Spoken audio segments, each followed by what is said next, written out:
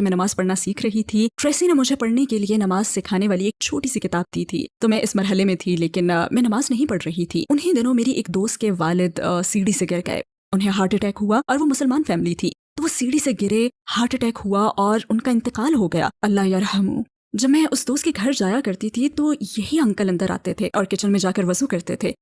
اور کمرے میں رکھے گیس فائر کے سامنے نماز پڑھتے تھے، اس لیے مجھے پتا تھا کہ یہ شخص نماز پڑھتا ہے۔ میری دوست نے مجھے جنازے پر بلایا، میں پہلے کبھی جنازے پر نہیں گئی تھی، نہ کبھی میت کو دیکھا تھا۔ پاکستانی کلچر میں یہ بڑا مختلف ہوتا ہے، وہ میت کو تابوت میں رکھ کر گھر کے کمرے میں رکھتے ہیں اور چہرے کو کھلا رکھتے ہیں، پھر نماز جنازہ کی تیاری ہونے پر اسے ڈھک دیتے ہیں۔ پھر اس نے کہا کہ اندر آ جاؤ اور دیکھ لو، کیونکہ میرے والد تمہارے بارے میں بہت سوچتے تھے، آ جاؤ اور چہرہ دیکھ لو۔